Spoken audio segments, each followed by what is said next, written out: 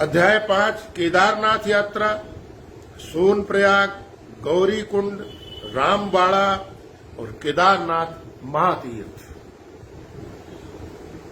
अध्याय 6 गंगोत्री, गोमुख, उत्तरकाशी, अवरोही यात्रा उसके बाद शुरू होती है। इतनी बात की गारंटी देता हूं कि जितने भी ये तीर्थ स्थल हैं, इसकी आपको आत्मिक अनुभूति होगी यदि आप इसको पढ़ते हैं, क्योंकि मैंने उस अनुभूति को हृदय में स्थान देने के बाद ही कुछ लिखा है। तथ्य और विवरण जुटाना एक बात है और उसको मन में स्थान देकर, हृदय में स्थान देकर, उन पर विचार करके गहन अनुभूति के साथ में चिंतन करते हुए उस पर लिख पाना ये थोड़ा दुस्साध्य कार्य है, पर बड़ा आनंद आता है इसमें, और निश्चय ही मुझे विश्वास है पाठकों को भी आनंद आएगा। अवरोही यात्रा उत्तरकाशी के बाद शुरू होती है और वो नीचे उतरने लगते हैं हिमालय से अपने शिष्यों के साथ। अध्याय 7 प्रयागराज, उसके बाद मंडन मिश्र से उनका साक्षात्कार हुआ था आगे चल के। उभय भारती, मंडन मिश्र की धर्मपत्नी विदुषी, सुरेश्वराचार्य, ये इनके दूसरे शिष्य बने। मंडन मिश्र जब पराजित हुए तो उन्हीं को सुरेश्वराचार्य की उपाधि देकर उन्होंने अपना परम शिष्य बनाया। क्योंकि आगे चल के द्वारका के में जो मठ है उसके वो बने शंकराचार्य। अध्याय 8 दक्षिण यात्रा, फिर हस्तमलकाचार्य, ये भी एक शिष्य उनको मिले रास्ते में। फिर श्रृंगेरी मठ, तो दक्षिण का मठ वो उन्होंने स्थापित किया, और वहीं पे आते हैं त्रोटकाचार्य, ये इनके चौथे प्रमुख शिष्य थे। अध्याय 9 पठाम नाय महानुशासन, लिपिबद्ध किया बाकायदा उन्होंने संहिता, संहिता विधान जो किस प्रकार से मठों का संचालन होगा, कैसे वेदों की शिक्षा इसमें दी जाएगी, क्या आध्यात्मिक उन्नयन के लिए हम लोग किस प्रकार की साधना करेंगे, क्या नियम होंगे इन स्थानों के, इन आश्रमों के। अभिषेचन मतलब कैसे कैसे उन्होंने अपने चारों शिष्यों को शंकराचार्य पीठ की अध्यक्षता प्रदान की। विजय डिंडिम, ये भी बहुत दिलचस्प एक उपशीर्षक है। और उसके बाद मातृशोक। अध्याय 10 शंकर दिग्विजय, गोवर्धन मठ, शारदा मठ और तक्षशिला। अध्याय 11 कश्मीर, नैमिषारण्य, अयोध्या, गौड़, कामरूप। और अंतिम है अध्याय 12 काठमांडू, ये सब उनकी यात्रा के पड़ाव हैं। ज्योतिर्मठ, बद्रीनाथ, अंतिम पदयात्रा, और अंतिम है अंतिम उपदेश। मैं इसका एक अंश आपके सामने पढ़ के रखता हूं, सुनाता हूं। गुरुगान। संन्यासोन्मुख शंकर एक दिन और श्रृंगेरी में रुके। जब ये संन्यास लेकर अपने गुरु की तलाश में जा रहे हैं कालड़ी से ओंकारेश्वर, उस मार्ग का दक्षिण से और उत्तर दिशा की यात्रा का वर्णन है, पद यात्रा का। उस समय इनकी अवस्था 8 वर्ष मात्र है। संन्यासोन्मुख शंकर एक दिन और श्रृंगेरी में रुके। अगली सुबह एक बार और पुण्य सलिला तुंगा नदी में स्नान करने को गए। उस दिन स्नानोपरांत उनके सखा ने उनका क्षौर कर्म और श्रृंगार अपने हाथों से किया। श्रृंगेरी बाजार की दुकानों से उसने एक उस्तरा, एक छोटा फल काटने का चाकू, सफेद चंदन, कुमकुम और स्वयं के लिए कंघी भी खरीदी थी, एक छोटा सा दर्पण।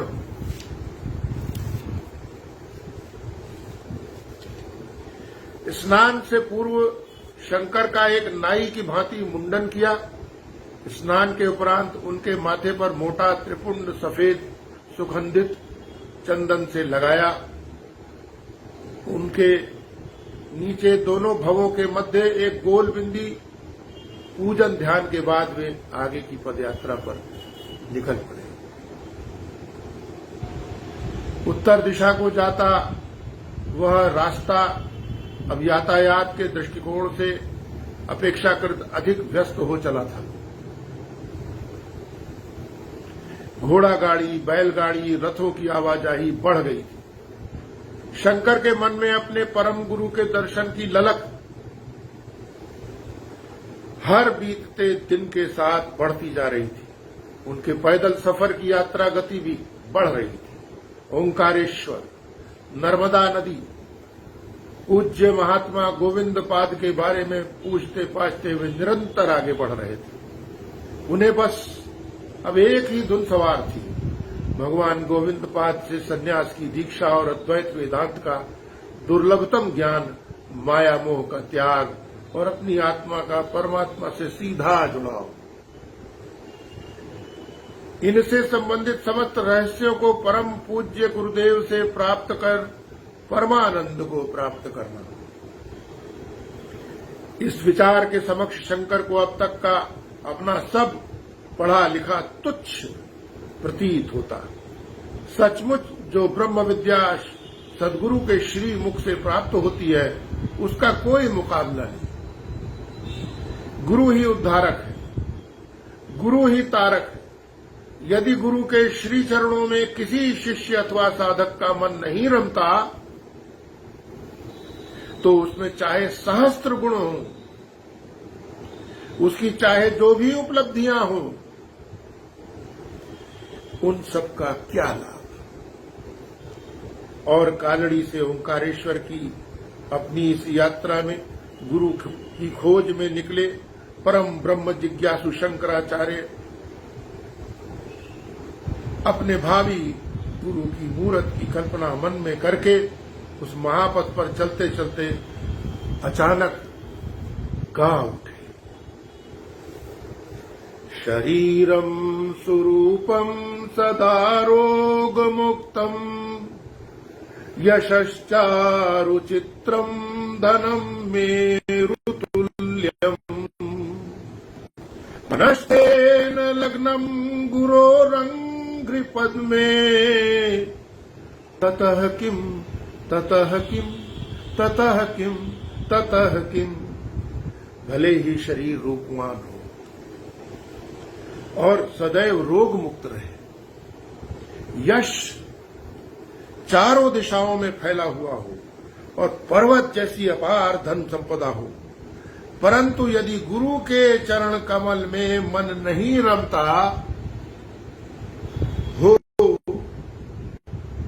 तो इन सब का क्या लाभ। शंकर का गुरु भक्ति में सराबोर यह मार्मिक गान जैसे ही उनके सुमधुर कंठ से फूटा, मानो दिग दिगंत में गूंज उठा। उसे धरती आकाश, मेघ पवन सरिताएं जिसने सुना सब झूम उठे। वृक्षों को रोमांच हो आया और वे इस बाल सन्यासी पर पुष्पों की वर्षा करने लगे। साथ साथ चलते उनके गुरुकुल के सखा को भी रोमांच हो आया। स्वयं अपने उस अनदेखे गुरु स्थान की ओर बढ़ते, पग पग धरते, दोनों हाथ आकाश की ओर उठाए गाते हुए शंकर के नेत्रों से आंसू बह निकले। जो शंकर माता से विछुड़ते जी खड़ा किए रहे, अश्रु की एक बूंद भी बहने न दी। अब वही शंकर आर्तवाणी में गा भी रहे थे और जैसे अपने भावी गुरु को उनके आशीर्वाद से पहले ही अपना आभार भी व्यक्त किए दे रहे थे। गुरु के प्रति उनके इस संपूर्ण समर्पण के आवेग में जो श्लोक, जो शब्द आकार ले रहे थे, वे उनको जाने अनजाने एक उनकी मौलिक कृति गुरु अष्टकम की रचना स्वतः किए दे रहे थे। शंकर की गुरु स्तुति जारी रही, उनकी पद यात्रा जारी रही। षडंगादि वेदो मुखे शास्त्र विद्या कवित्वादि गद्यम सुपद्यम करोति। षडंगादि वेदो मुखे शास्त्र विद्या कवित्वादि गद्यम सुपद्यम करोति। मनश्चेन गद्यम मनश्चेन लग्नम गुरोरंघ्रि पद्मे ततः किम ततः किम ततः किम ततः किम। जिन्हें वेद और षड वेदांग आदि शास्त्र पूर्ण रूप से कंठस्थ, जिनमें सुंदर काव्य और गद्य रचना की प्रतिभा हो, परंतु यदि उनका गुरु के चरण कमल में मन नहीं रमता तो इन सब का क्या लाभ। कितने सरल शब्दों में, कितने निश्चल और विनीत भावों से गुरु की शान में मात्र 8 श्लोकों की यह आचार्य शंकर की रचना हुई। राह चलता जो भी सुनता इस अद्भुत तेजस्वी बालक को प्रणाम किए बिना न रह पाता। छोटा सा बालक और इतना दिव्य स्वरूप। गुरु की भक्ति में शंकर के इन हृदयोद्गारों ने उनका आगे का मार्ग स्वतः प्रशस्त कर दिया। अब तो शंकर ओंकारेश्वर तीर्थ की ओर नहीं खींच रहे थे, वह तीर्थ ही उन्हें तीव्रता से अपनी ओर खींच रहा था। दूर की मंजिल मानो स्वतः पास आती जा रही थी।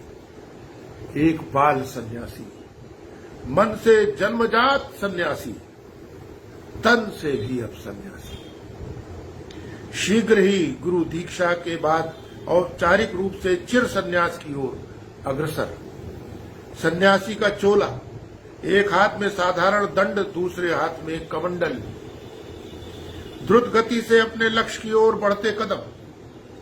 अब अधिकतर यात्रा मैदानी इलाकों में हो रही थी। दक्षिण भारत से मध्य भारत के बीच शंकर के जीवन की पहली बड़ी यात्रा, वह भी पद यात्रा। आखिर वह सन्यासी जो थे, एक संकल्पबद्ध ऐसा बालक जिसने ब्रह्मचर्य आश्रम में ही सन्यास आश्रम का वर्ण कर लिया था, वह भी अपनी युवावस्था में नहीं, तरुणाई में नहीं, जीवन के 9वें वर्ष में प्रवेश करते ही, जिस उम्र में दूसरे बालक गुल्ली डंडा खेलते हैं, पतंग उड़ाते हैं, भागम भाग अथवा छुपन छुपैया के खेल खेलते हैं, जिस उम्र में अपने माता पिता से वे जिद करते, अपने माता पिता से खिलौनों और तरह तरह की खाने पीने की वस्तुओं की मांग करते हैं, परस्पर खेलते हैं, लड़ते हैं, झगड़ते हैं, शरारतें करते हैं, रोते हैं, हंसते हैं, रेत के घरौंदे बनाते हैं, बिगाड़ते हैं, बालिकाओं की चोटियां खींचते हैं, उनकी गुड़िया गुड्डे छीनते हैं, तंग करते हैं, एक दूसरे को चिढ़ाते हैं। उस आयु में बालक शंकर चारों वेदों, दोनों महाकाव्यों रामायण और महाभारत तथा अनेक अन्य ग्रंथों के ज्ञाता बन अपने अध्यात्म गुरु की खोज में गृह त्याग कर निकल पड़े थे, जीवन के समस्त सांसारिक सुखों को ठेंगा दिखाते हुए।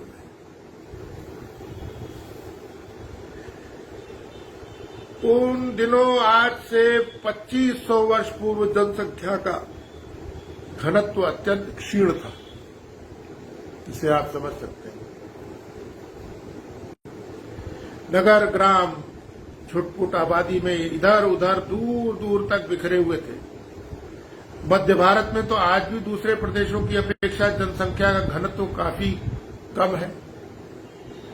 उस समय तो धरती पर दूर दूर तक जंगल ही फैले हुए थे। मनुष्य जहां बसता था, कृषि योग्य भूमि का खुला विस्तार वहीं आसपास दिखता था।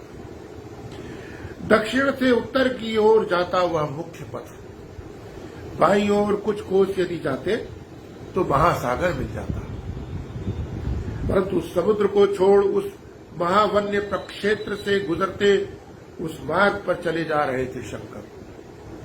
कभी कभी राह में वन्य जीव जंतुओं से भी वास्ता पड़ जाता, हिरणों का झुंड अथवा जंगली हाथियों का दल सड़क पार करता।